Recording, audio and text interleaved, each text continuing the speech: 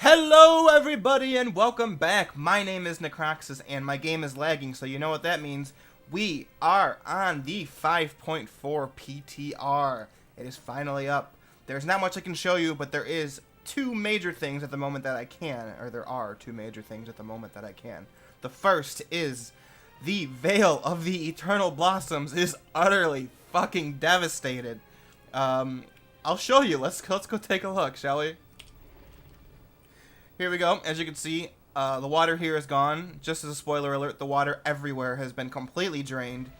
We don't know why yet, although there is some theory crafting I can give you afterwards at the end. So, there we go here. Here is where Mogushan Palace is. It is totally wrecked.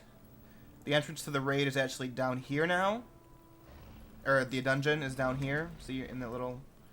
right there. Doo-doo-doo-doo. I'm wondering if they're going to move the beginning of the new raid to up here, because I'll explain in a second for those who haven't read the PTR spoilers like I have. So yeah, here we go. Remove the FPS. There is... all the water's gone. There are manifestations of pride everywhere. And not Pride the hosted, but wait, there's lore. But Pride as in the 7th Shah. So... we no longer need to know what happened to the 7th Shah because it is completely destroying everything. I'm going to avoid the Horde Shrine because it is lagging my computer like crazy. Again, forgive me, this is beta. So here is something I think Blizzard put in on purpose for a little bit of an I'm sorry for the Golden Lotus dailies. Here's the Golden Padoga where the Golden Lotus dailies used to be. There's a gigantic spear in it. The Mogu statues have been partially destroyed. That one's totally gone. This one dropped its weapon. The Golden Lotus are gone. I'll speak a little bit more about that when I get to the end, when I explain what we know of the raid so far. So, all of the water in the Vale is completely gone. Just to show you I'm not lying, here used to be a Golden Lotus questing area. It is now completely devoid and drained of all water. All the fish are dead. There are Shah everywhere, corrupting everything. Here are some bodies. There are the Sarok are been corrupted by the Shah. Where else can we go? Let's go down this way a little bit to Mistfall Village. Even if you click on the guys, it'll say Shah corrupted. Everything almost except for the birds, it looks like, are corrupted by the Shah energies. Looks like this village is still not gone yet. This might be the only place where the Golden Lotus are left. Although we have not been confirmed that yet. There's essentially the problem is there's no storyline yet in the patch. It's just up.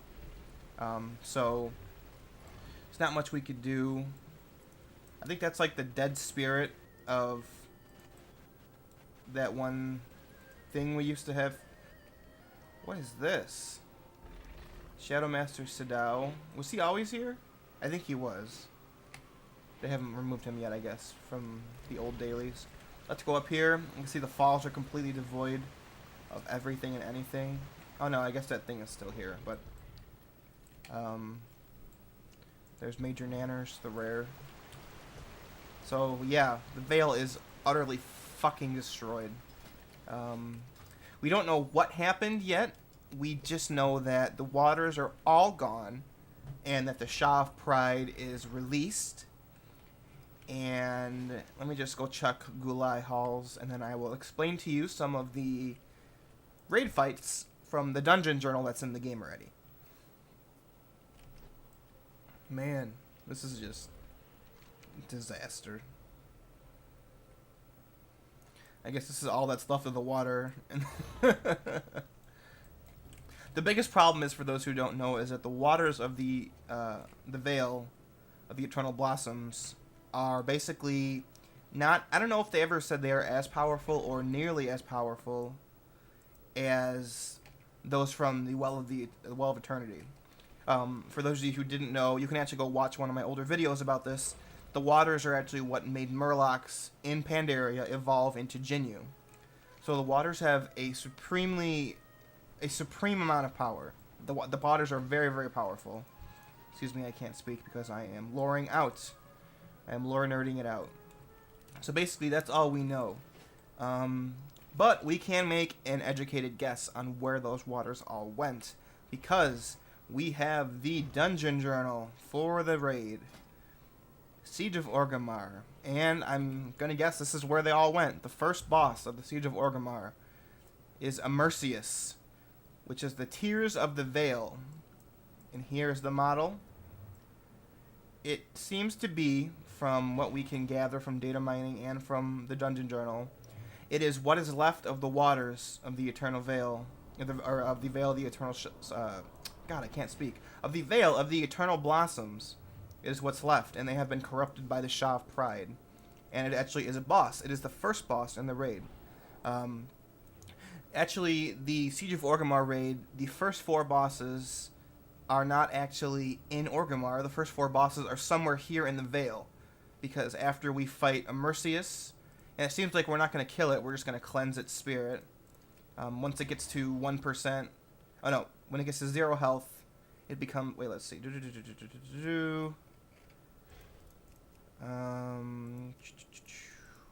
I know there was one part where it said when you beat it, I don't know where it is, but that's just part of the fight right here. When it hits 0 health, it's like that that fight in AQ40, whose name I can't remember. When it hits 0 health, it bursts into a bunch of little mini ones that try to form the big one again. I can't remember its name off the top of my head, so forgive me. So basically, the first boss we fight is the waters of the Eternal Vale that have been corrupted. The second boss encounter is... I'll see if you guys remember who these 3 are. Rook Stonetoe, He Softfoot, and Sun Tenderheart. You recognize them yet? These are basically the 3 named members of the Golden Lotus. He Softfoot is someone you take quests from, and you also have to save him on that one quest, and he goes with you into Gulai Halls. Or Guo, however you pronounce that. Sun Tenderheart was at Mogushan Palace. She was standing by that. She was actually standing like right... Where am I? Right over here. She was standing right here.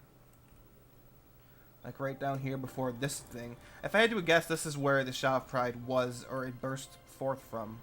This seems like the biggest Shah part right here. And there are manifestations of pride all around. So yeah, the second encounter in the raid is 3 corrupted members of the Golden Lotus. The third, we're actually not sure about yet, because it's the amalgamation of corruption. This is obviously the boss. But there is also another part to the encounter, and it's this guy, and his name is Norushen. And if you guys remember this, he is seen in the Dark Heart of Pandaria scenario in 5.3. This is the exact same model. It is identical. I have confirmed it. It is the exact same thing from where the chamber was in the Dark Heart of Pandaria, where we find the Heart of Yasharaj. So it seems like he is actually an ally in the fight. He is actually the one who is responsible for preventing the raiders from getting totally corrupted. At least that's what we can gather from the fight so far. And finally, the 4th boss in the Vale is, of course, the Shah of Pride itself. And the dungeon journal, I have yet to read all of it, but it looks like a bonkers of a fight. There are so many mechanics to it, just like the Shah of Fear. Basically, it seems like the fight has to revolve around players having a bar of pride, which keeps gaining their pride more and more and more. And when they get certain levels, like you see here, 25, 50, 75, and 100, they are swelling with pride, which do a various amount of things. At 100%, you seem to be just corrupted. So, after we finish that, we don't know the story of what happens. We just know that we move from then, here in the Vale, to Orgrimmar. I'm just going to hit the bosses really quickly and not explain all of them. The first one in Orgrimmar is, this model obviously is not completed yet, Galacrus. He is a proto-drake that Warlord Zayla was channeling magics to in 5.3. You can actually go to Orgrimmar right now and still see that. It even says right here, Warlord Zayla's proto-drake. We don't know if Warlord Zayla is in the fight, or we don't know if she's part of the fight. We don't know if she dies or if she survives. We just don't know. The next boss after that is the Iron Juggernaut, which is this really freaking amazing and badass looking mechanical scorpion boss. He basically is protecting Orgrimmar, I'd assume. The next is the Corcoran Dark Shaman. It's 2 Dark Shaman who basically have been warping the elements to their, to their desire, which is not what shamans are supposed to do. The next boss is, I've heard a lot of outcry from this already. General Nazgrim is confirmed as a boss. I'm not sure if we're actually going to kill him, but he is a boss. Just as a little bit of partisanship here. To all the Horde who are feeling sad and mad about General Nazgrim being a boss, the Alliance says hi, and we say, remember Bolvar? Bolvar was much more important than General Nazgrim, and we lost him, so sucks. After that, we finally fight the bastard who is largely responsible for a lot of this, Malkorok. This model obviously is not correct because his skin color is not right. But Malkorok is a boss fight. It looks like his fight has a lot to do with Shah energies. And then we fight the Spoils of Pandaria, which there's nothing in there showing what this fight actually is yet. If I had to take a guess, it is a bunch of, maybe like a council fight. That's like enslaved members of various races, maybe an enslaved Jinyu, maybe an enslaved Hosen, maybe an enslaved Pandaren. We don't know yet. So, Spoils of Pandaria. The next boss is Thok the Bloodthirsty, who is, maybe this is the right model. Oh no, here he is. Well, I don't know. Oh, Thok is actually the dinosaur. Okay.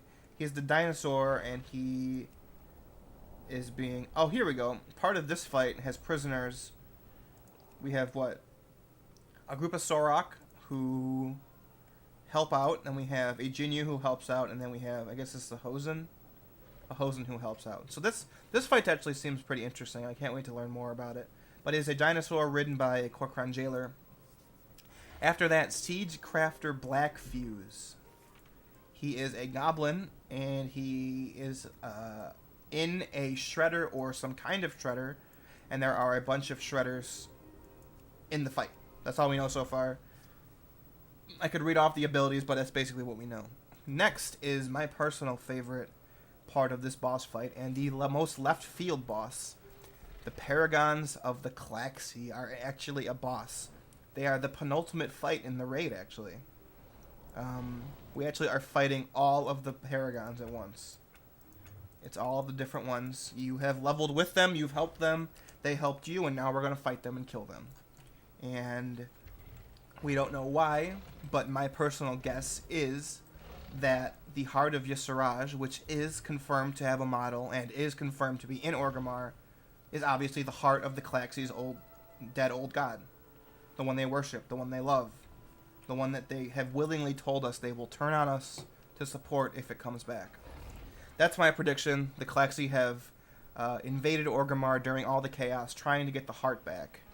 And we have to fight them and stop them from doing that, because if they get it back, I have an assumption that they probably would be able to resurrect him somehow, and that's just, we can't have that. And finally, Garrosh Hellscream himself. He has a new model. He has much more detail. His face has actual detail. I can't show you on here, but his face actually shows different emotions. I have a strong feeling this actually might be like a template, or at least showing us what they're doing with the new player models, because his expressions not only use his hands, but all of his fingers, they all move. His eyes will move, his nose and his mouth will move. It looks very interesting. So, as Blizzard told us from the very beginning, Garrosh is the last boss in this expansion. We can explore a little bit. The first stage, it's called Stage 1, the True Horde, and the True Horde is what Garrosh calls his Horde. I mean, in many ways, he has a point. He still is the War Chief of the Horde. The Rebellion might be in the right, but they are not the Horde that Thrall made. They have members of it, and their mentality is of it. But if we're being technical, Garrosh is still the leader of the Horde that Thrall gave him. So, a little bit of vanity on Garrosh's part, but, he has a point. Basically, Stage 1 is just Garrosh, and there's a bunch of minions. Stage 2 is when it gets interesting, in the intermission. Periodically, Garrosh will be transported into the realm of Ysuraj with the players. And the players will have to kill minions before Garrosh absorbs too much damage to just one-shot everybody. So Garrosh is now confirmed to be using the powers of Y'Sraj. Stage 2, he absorbs more power and he becomes a little bit corrupted. But he becomes corrupted of his own will. This is an important point, and I'll talk about it in a second. And Stage 3 is entitled My World, which Garrosh will absorb the remaining energies of Y'Sraj and become fully corrupted. I don't think that model is in the game yet, but if you go to MMO Champion, you can see that fully corrupted model of Garrosh. In my opinion, it looks freaking amazing. It reminds me of Resident Evil 2.